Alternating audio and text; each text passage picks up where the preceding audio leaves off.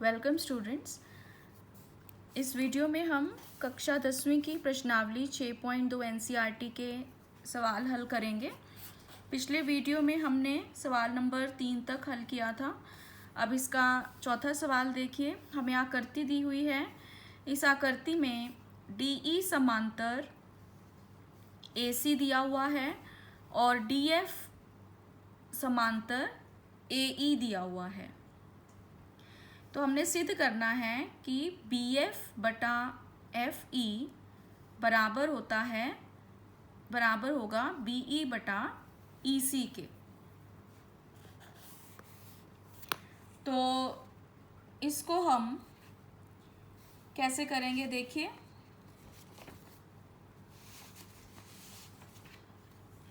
सबसे पहले हम लेते हैं त्रिभुज ABE, या आप इसको BEA भी लिख सकते हो।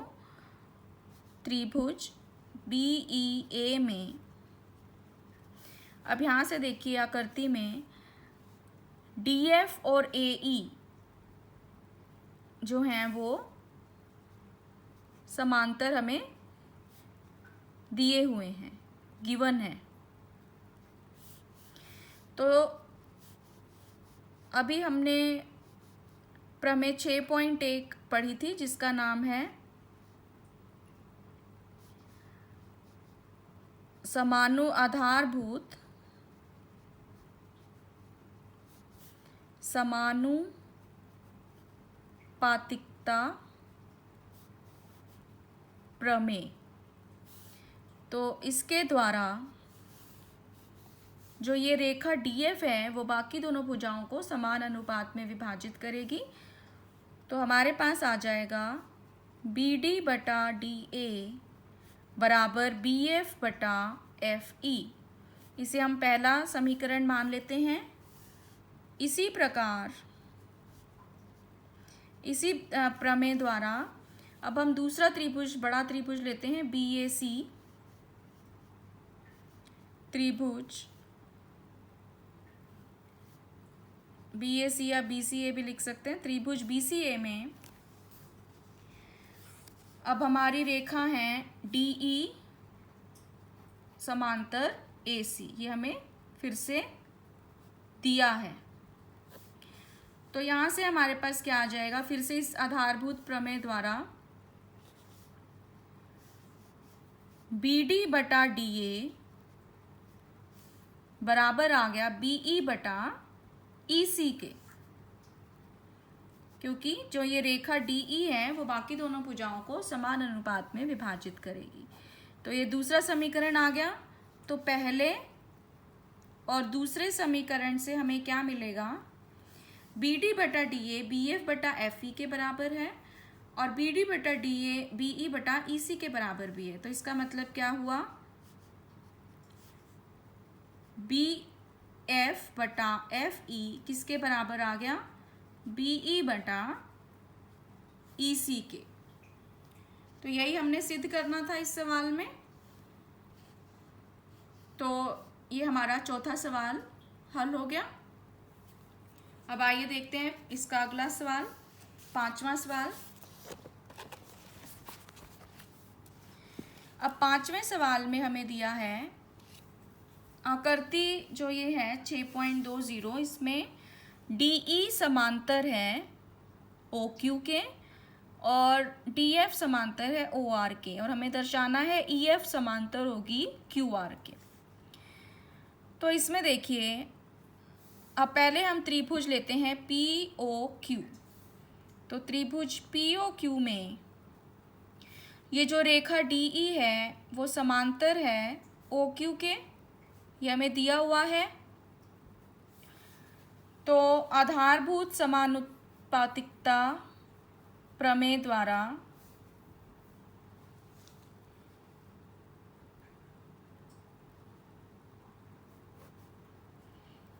क्या होगा, ये भुजा बाकी दोनों भुजा को समान अनुपात में विभाजित करेगी। तो PE बटा EQ बराबर आ जाएगा PD बटा DO के। इसको हम पहला समीकरण मान लेते हैं। अब हम दूसरा त्रिभुज लेते हैं, ये वाला, यानी कि POR। तो इसी प्रकार इस त्रिभुज में भी हमें क्या हासिल होगा, PD/DO बराबर PF/FR। इसको हम दूसरा समीकरण ले लेंगे। तो पहले और दूसरे समीकरण से हमारे पास क्या आ गया, PE/EQ किसके बराबर है, PD/DO के, जो कि किसके बराबर है, PF/FR के। तो PE/EQ किसके बराबर हो गया, PF/FR के। तो अब जो ये हमारा त्रिभुज है PQR, त्रिभुज PQR में जो ये अनुपात है PE/EQ किसके बराबर है, PF/FR के। इसका मतलब जो रेखा EF है वो दो भुजाओं को समान अनुपात में विभाजित कर रही है। तो हम इसमें लिखेंगे त्रिभुज PQR में PE/EQ बराबर है PF/FR, जिससे हमें क्या पता चलता है कि EF त्रिभुज PQR की दो भुजाओं को समान अनुपात में विभाजित करती है। अतः यह रेखा EF तीसरी भुजा QR के समांतर होगी। अभी हमने प्रमेय 6.2 पढ़ी थी, उसमें क्या था कि वो प्रमेय 6.1 का विलोम है कि यदि कोई रेखा दो भुजाओं को समान अनुपात में विभाजित करे तो वो तीसरी भुजा के समांतर होती है।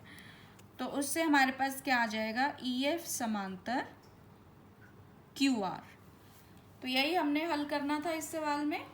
तो इसके साथ पांचवा सवाल हमारा समाप्त होता है। आगे आइए देखिए अब छठा सवाल। अब छठे सवाल में हमें दिया है, इसमें हमें ये आकृति दी हुई है। अब इसमें क्या है, OP, OQ और OR पर स्थित बिंदु हैं ABC, और वो इस प्रकार स्थित है कि AB समांतर है PQ के, AC समांतर है PR के, और BC हमने दर्शाना है कि वो समांतर होगा QR के। तो अब इसमें देखिए AB समांतर है PQ के। अब AB और PQ कौन से त्रिभुज में है, POQ में। तो त्रिभुज, हम इसको इस तरह से OPQ भी लिख सकते हैं। त्रिभुज OPQ में अब हमें AB समांतर दिया है PQ के, ये हमें दिया हुआ है। तो जैसे हमने पहले किया था, आधारभूत समानुपातिकता प्रमेय द्वारा क्या होगा, OA/AP बराबर होगा OB/BQ के। तो ये पहला समीकरण आ गया। और इसी प्रकार त्रिभुज, दूसरा त्रिभुज हम लेंगे OPR। तो त्रिभुज OPR में अब हमें AC समांतर दिया है PR के।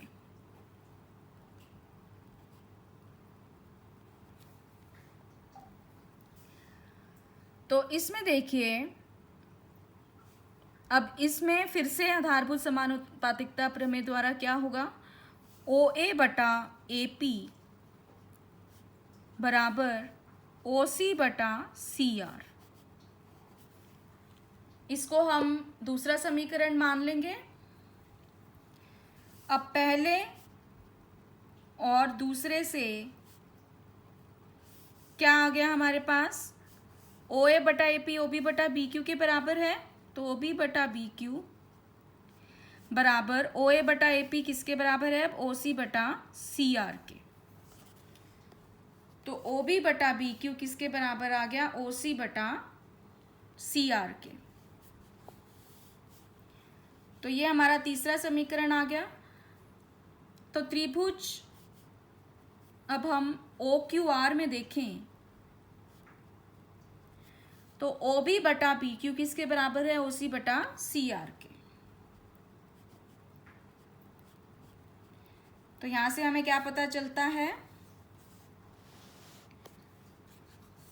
कि जो रेखा BC है वो वो त्रिभुज OQR की दो भुजाओं को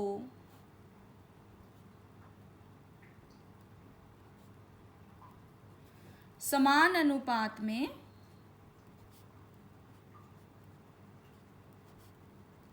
विभाजित करती है।